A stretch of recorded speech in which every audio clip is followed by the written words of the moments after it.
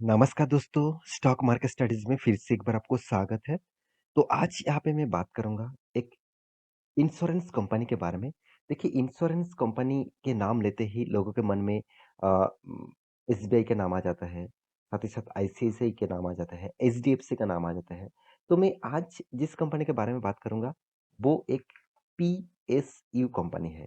क्योंकि बहुत सारे लोगों ने कमेंट किया, सर इंश्योरेंस इंडस्ट्रीज़ में कोई भी एक पीएसयू कंपनी के बारे में डिस्कस कर लीजिए, जो कंपनी फ्यूचर में अ, उस सेक्टर से अच्छा खासा परफॉर्मेंस कर सकते हैं।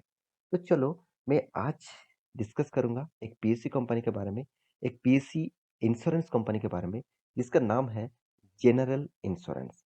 तो मैं आज जनरल इंश्योरेंस के बारे में बात करूँगा।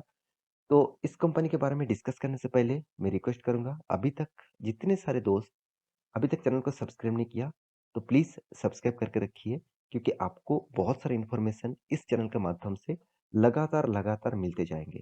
साथ ही साथ अभी तक आपने टेलीग्राम को भी जॉइन नहीं किया, तो देर किस बात की, जाके अभी जॉइन कर लीजिए। वहाँ पे भी आपको बहुत सारी चीज़ सीखने को और देखने को मिलेगा। तो चलो देख लेते हैं आज के स्टॉक के बारे में। तो सबसे पहली बात में कंपनी कौन-सा है? कंपनी का नाम है जनरल इंश्योरेंस कॉर्पोरेशन इंडिया। तो जनरल इंश्योरेंस कॉर्पोरेशन इंडिया जो है एक टोटली पीएसयू मतलब एक पब्लिक सेक्टर अंडरटेकिंग कंपनी है। तो पब्लिक सेक्टर अंडरटेकिंग कंपनी जो है, वो टोटली जो हिस्सेदारी है इसका ज़्यादा से ज़्यादा परसेंटेज 51% से भी ज़्यादा परसेंटेज प्रेसिडेंट ऑफ इंडिया के पास है। तो कंपनी आज का नहीं 1972 से कंपनी स्टार्ट हुआ, तब इस कंपनी का प्राइस रेंज कितना था? आप देखेंगे तो कंपनी का प्राइस रेंज आप देखेंगे तो कंपनी का प्राइस रेंज मैं अभी आपको दिखाऊँगा चार्ट पैटर्न में। तो कंपनी का टोटली डिटेल्स है। नंबर ऑफ एम्प्लॉइज़ कितना है? 494 2020 के 2 के रिपोर्ट के हिसाब से। देखिए आप कहेंगे सर बहुत कम एम्प्लॉयी है। देखिए इंश्योरेंस सेक्टर में ज़्यादा से ज़्यादा ऑफ़िशियली काम होता है। और देखिए अगर अगर प्राइवेट कंपनी होता, तो प्राइवेट कंपनी हमेशा कोशिश करता उस कंपनी को ज़्यादा से ज़्यादा फ़ोर्सफुली काम करने के लिए।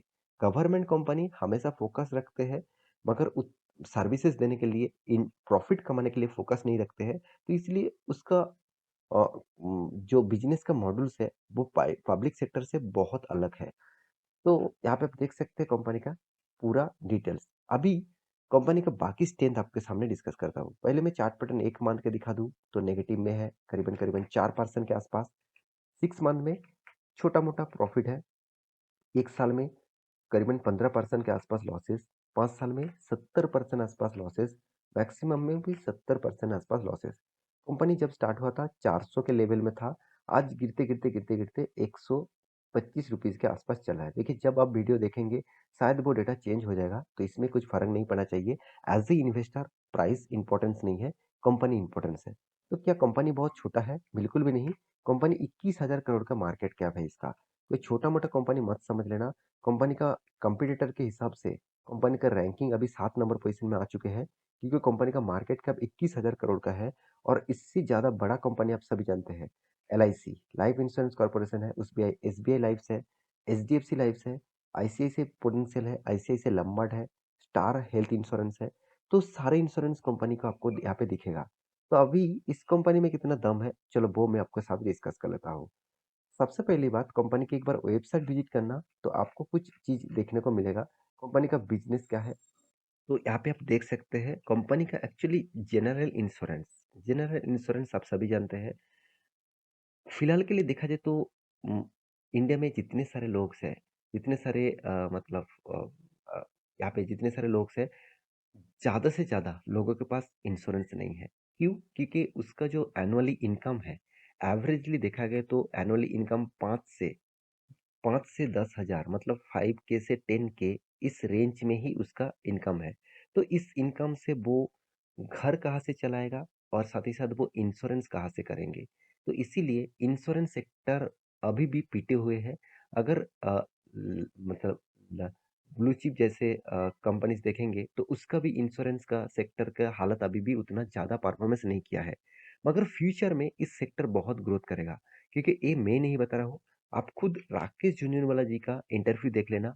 उन्होंने खुद बताया है कि फ्यूचर में इंश्योरेंस इंडस्ट्रीज, हेल्थ इंडस्ट्रीज बहुत आगे ग्रोथ करेगा क्योंकि हर लोगों को इंश्योरेंस लेना मैंडेटरी होगा और हेल्थ के लिए उसको मतलब इंश्योरेंस लेना ज़रूरी होगा ही होगा।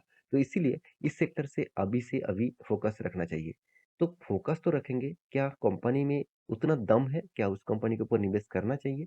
तो चलो, मैं उसके ऊपर भी बात कर लेता हूँ। सबसे पहले मैं फाइनेंशियल डिटेल्स आपको दिखा दूँगा। कंपनी देखिए, हर साल में इनकम को अच्छा का खासा यहाँ पे ग्रोथ करा रहा है। ये अच्छी बात है। कंपनी का नेट प्रॉफिट के बारे में बात करूँ, तो कंपनी प्रॉफिट भी शानदार किया। सिर्फ कोविड के सिचुएशन में कंपनी ने लॉसेस किया। अभी कंपनी लगातार प्रॉफिट को मेंटेन कर रहा है। अर्निंग पर शेयर के बारे में बात करूँ तो कंपनी का अर्निंग पर शेयर अभी भी पॉजिटिव में है। पहले तो नेगेटिव में बीच में 2020 में था। और कंपनी के डेब्ट के बारे में बात करूँ तो ज़ीरो डेब्ट है। ये सबसे बड़ा खासियत है। मुझे मतलब मैं जितने सारे गवर्नमेंट कंपनी के ऊपर स्टडी करता हूँ, आपके सामने वीडियो लेके आता हूँ। मैं हर कंपनी के ऊपर मैं एक चीज़ देखता रहता हूँ, उसमें डेब्ट कितना है। क्योंकि गवर्नमेंट कंपनी में ज़्यादा से ज़्यादा डेब्ट देखने को मिलता है। मुझे बहुत दिनों के बाद एक कंपनी मिला जहाँ पे डेप्थ नहीं है।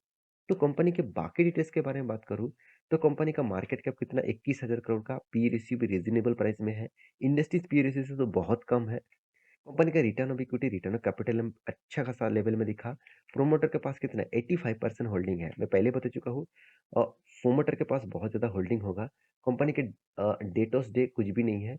कंपनी का सेल्स ग्रोथ 2% है। प्रॉफिट ग्रोथ तो जबरदस्त है, क्योंकि देखिए सेल्स कम होता है, मैं जरूर मानता हूँ, क्योंकि इस तरीके से कंपनी का सेल्स कम होता है, प्रॉफिट जबरदस्त होता है। क्योंकि देखिए जनरल इंश्योरेंस क्या होता है, मान के चलिए आपने 60 सालों तक आपने जनरल इंश्योरेंस लिया, आपने हर साल में पैसा जमा किया और वहाँ पे उस 60 सालों के अंदर अंदर आपका डेप्थ हो जाता है, तो आप घर को मान के चलिए आपने 1 करोड़ का टोटल जनरल इंश्योरेंस लिया। तो आपको अगर 60 सालों के अंदर अंदर आपका डेप्थ हो जाता है, तो आपको आपके घर के सदस्यों का, आपको आप जिसको नॉमिनी रखा है उसको 1 करोड़ रुपया मिल जाएगा। तो 60 सालों तक मरने का जो परसेंटेज है इंडिया में, वो बहुत कम है। तो उसके हिसाब से कंपनी का ज़्यादा से ज़्यादा प्रॉफिट हो जाता है। अभी कंपनी का जो मतलब यहाँ पे देखिए कंपनी का सेल्स ग्रोथ तो ठीक-ठाक है। कंपनी का सेल्स ग्रोथ ठीक-ठाक नहीं है, बहुत कम है, मगर कंपनी का प्रॉफिट ग्रोथ बहुत अच्छा है।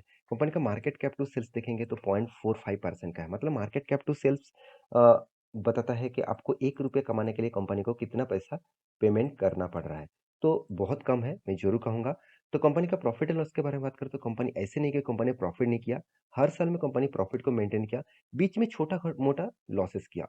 मैं ज़रूर कहूँगा कंपनी में दम है, कंपनी में पोटेंशियल है, फिर भी गवर्नमेंट कंपनी होने के नाते लोग इसके ऊपर उतना इंटरेस्ट नहीं दिखा रहा है। तो कंपनी का देखिए रिटर्न के रेशियोज़ के हिसाब से नेगेटिव में है, तो पहले ही मैं दिखा चुका हूँ 70% तक कंपनी लॉसेस दे रहा है। तो कंपनी का देखिए सेल्स ग्रोथ, प्रॉफिट ग्रोथ जो है, वो उतना खास नहीं है। अगर आप कंपनी का प्रोमोटर के इन्वेस्टर के बारे में बात करूँ, तो इन्वेस्टर के देखिए 85% होल्डिंग प्रोमोटर के पास है, मतलब प्रेसिडेंट के पास है।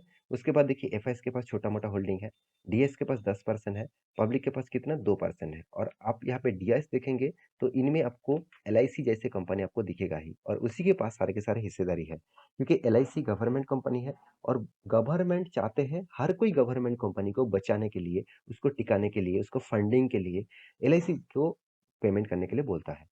तो मैं ज़रूर कहूँगा इस कंपनी के ऊपर फोकस रखिए, क्योंकि कंपनी अभी भी डाउन ट्रेंड में शायद है। फ्यूचर में इस इंडस्ट्रीज़ को ग्रोथ होने वाला है, तो इस इंडस्ट्रीज़ में फ्यूचर में आपको ग्रोथ ज़रूर दे सकते हैं। कंपनी में कुछ खराबी नहीं है, कंपनी गवर्नमेंट कंपनी के होने के नाते उतना स्ट्रेंथ नहीं है, तो इसलिए लगातार गिरते जाते हैं। और कंपटीशन के हिसाब से देखा जाए तो मार्केट लीडर बहुत सारे कंपनीज़ हैं, तो मैं ज़रूर कहूँगा इस कंपनी के ऊपर आप स्टडी करिए, उसके बाद निवेश करने के लिए सोचिए। तो आशा करता हूँ सारी जानकारी आपको मिल चुका है। मेरे वीडियो कैसा लगा ज़रूर कमेंट करना। इसी तरीके से वीडियो पाने के लिए चैनल को सब्सक्राइब भी करना। मिलते हैं नेक्स्ट नया स्टॉक लेके, तब तक के लिए अच्छे से रहिए, अपने ख्याल रखिए। Bye bye.